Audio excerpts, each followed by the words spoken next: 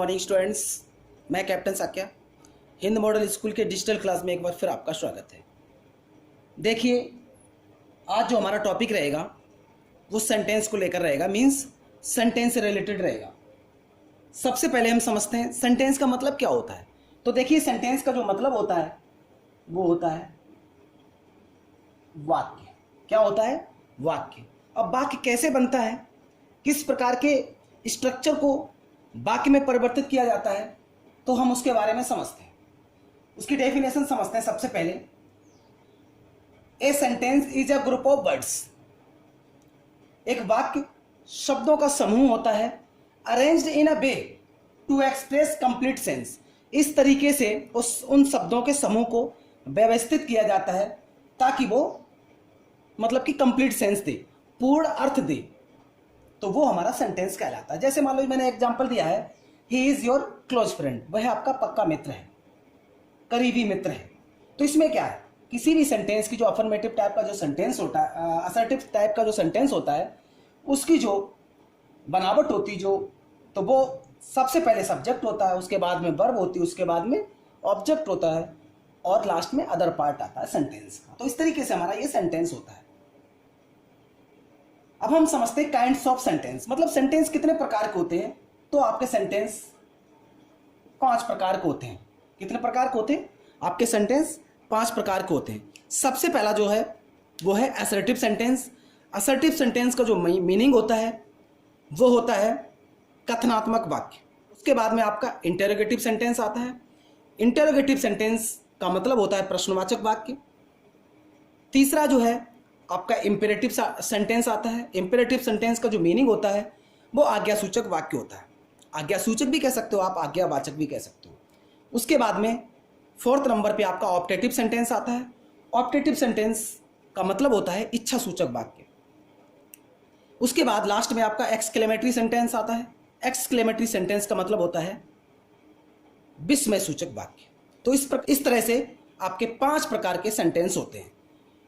Let's watch now one of them. उनमें से हम पहले को समझते हैं, पहले को देखते हैं। असर्टिव सेंटेंस है। असर्टिव सेंटेंस का मतलब क्या होता है, इसकी डेफिनेशन क्या होती है, समझते हैं। ए सेंटेंस दैट स्टेट्स और declares something is called an assertive sentence. वह वाक्य, वह सेंटेंस जो कुछ स्पष्ट करता है, कुछ कहता है। किसी भी वाक्य के द्वारा कुछ कहा जाए तो देखिए, जो असर्टिव सेंटेंस होते हैं उसकी कैटेगरी में 2 प्रकार के वाक्य आते हैं। उनमें से पहला है अफर्मेटिव सेंटेंस। अफर्मेटिव सेंटेंस का मतलब होता है, इसकी डेफिनेशन समझ लेते हैं, इसको डिफाइन कर रहा हूं। An affirmative sentence conveys a positive meaning, POSITIVE, positive meaning. कहने का मतलब ये है, एक अफर्मेटिव सेंटेंस जो होता है वो सकारात्मक मीनिंग देता है, सकारात्मक अर्थ देता है। वहीं पर जो नेगेटिव सेंटेंस होता है, इसका दूसरा पार्ट, ये क्या करता है, नेगेटिव सेंटेंस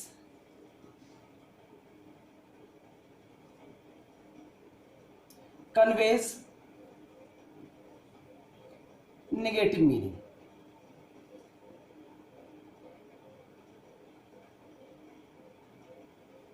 कहने का मतलब जो अफर्मेटिव सेंटेंस होता है वो सकारात्मक अर्थ को प्रकट करता है, जबकि नेगेटिव सेंटेंस होता है वो नकारात्मक अर्थ प्रदान करता है, देता है। तो ये हमारे असर्टिव सेंटेंस के 2 पार्ट हुए, अफर्मेटिव और नेगेटिव सेंटेंस। उसके बाद में हमारा आता है इंटेरोगेटिव सेंटेंस। देखिए, इंटेरोगेटिव सेंटेंस का मतलब होता है प्रश्नवाचक वाक्य। इसको हम ऐसे ही समझते हैं, इसकी डिफाइन करते हैं इसको। A sentence that asks questions, जो किसी प्रश्न को पूछे, वह वाक्य जिसमें किसी प्रश्न के बारे में पूछा जाए या प्रश्नों के बारे में पूछा जाए, तो वो हमारा इंटरोगेटिव सेंटेंस कहलाएगा। A sentence that asks questions is called interrogative interrogative sentence. इस तरीके से इंटेरोगेटिव सेंटेंस। इसके एग्जांपल को समझ लेते हैं। जैसे मान लीजिए आपने एग्जांपल दिया है आर ओके, क्या आप ठीक हैं? तो इसमें प्रश्न तो किया गया है कि आप ठीक हैं, भाई पूछा ही तो गया कि क्या आप ठीक हैं। दूसरा मान लीजिए कोई और ले लेते हैं, वेयर डू यू लिव, तुम कहां रहते हो? तो ये भी प्रश्न किया गया है। तो इस तरीके से जब किसी सेंटेंस में हेल्पिंग वर्ब से स्टार्टिंग हो या फिर क्वेश्चन वर्ड से WH फैमिली से स्टार्टिंग हो तो वो सेंटेंस हमारे इंटेरोगेटिव सेंटेंस की कैटेगरी में आते हैं। एग्जाम्पल के अकॉर्डिंग मैंने आपको समझाने की कोशिश की। आशा करता हूं आप लोगों की जरूर समझ में आ रहे होंगे। आप लोग ध्यान से देखते जाइएगा, मुझे पूरा भरोसा है कि एक एक बात आपकी समझ में आएगी, बस आप हमारे साथ बने रहिए। चलिए अब हम देखते हैं इंपेरेटिव सेंटेंस को, जो an imperative sentence expresses command, COMMAND, command, advice, request और प्रोहिबिशन।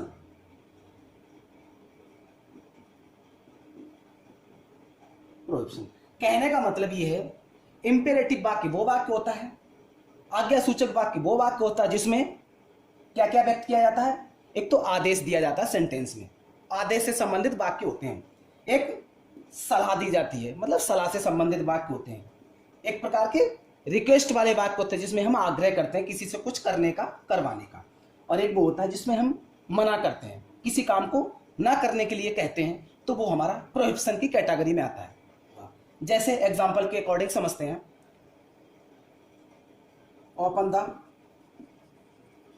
गेट। मान लीजिए ये सेंटेंस है, ओपन द गेट, इसका मतलब कमांड की है, दरवाजा खोलो। एडवाइस में प्ले इनसाइड, मतलब अंदर खेलो, सलाह दे दी। रिक्वेस्ट में sir mark me present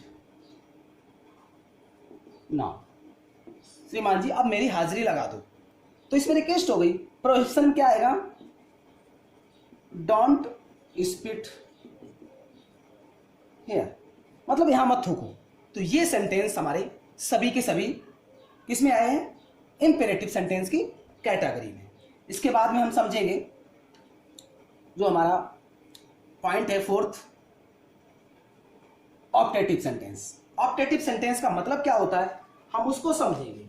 optative sentence क्या होता है, तो देखिए, an optative sentence, an optative sentence expresses wish, wish और prayer is called optative sentence.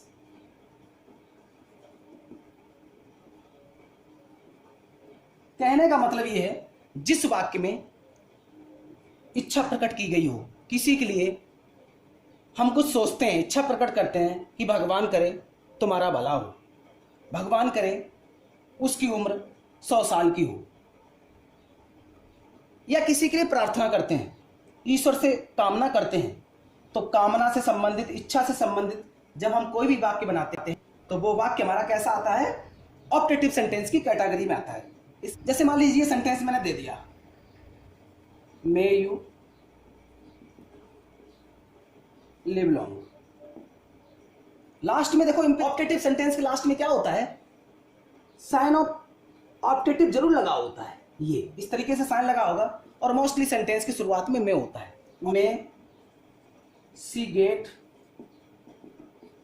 First position, तो ये भी हमारा ऐसे हो गया ऑप्टेटिव का एग्जांपल। अब हम फाइनली देखते हैं जो हमारा 5th नंबर पे है एक्सक्लेमेटरी सेंटेंस। एक्सक्लेमेटरी सेंटेंस क्या होता है? जैसे कि नाम से ही पता लगता है, विस्मय सूचक वाक्य या विस्मयादिबोधक वाक्य। इसको डिफाइन करूंगा, देखिए। An exclamatory sentence, an exclamatory sentence PRESSES, some sudden feeling, इसमें hurrah,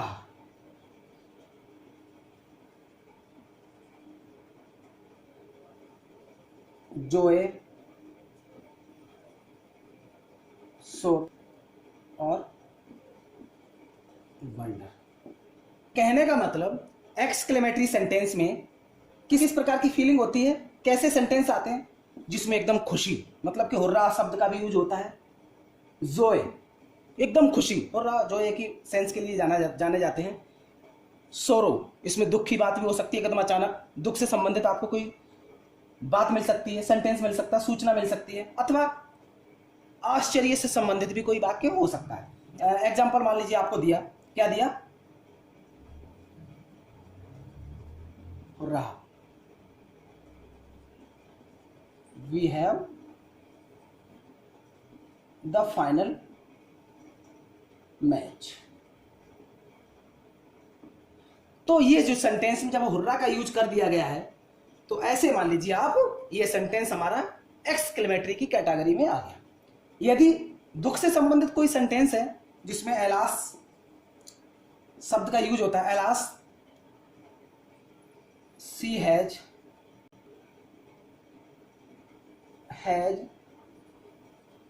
lost her purse, oh he is dead. कहने का मतलब ओह जैसे शब्दों का यूज हो जाए, एलास जैसे शब्दों का यूज हो जाए, हुर्रा जैसे शब्दों का यूज हो जाए, यदि इस प्रकार के किसी भी शब्द का यूज होता है किसी भी सेंटेंस में, तो वो सेंटेंस हमारा एक्सक्लेमेटरी के सेंटेंस की कैटेगरी में आता है। तो देखिए, आज मैंने आपको सेंटेंस के बारे में बताया, उसकी डेफिनेशन के बारे में बताया, कितने प्रकार के होते हैं सेंटेंस, 5 प्रकार के बारे में बताया, उसको हमने अलग अलग तरीके से डिफाइन करके आपको समझाने की कोशिश की विद एग्जाम्पल के। और आशा करता हूँ यदि आपने ध्यान दिया होगा तो आपके बिल्कुल समझ में आए होंगे। यदि एक बार में आपके समझ में नहीं आता है तो 2-3 बार वीडियो को देखिएगा, मुझे भरोसा है कि आपके समझ में जरूर आएगा। Thanks for watching my video, that's all.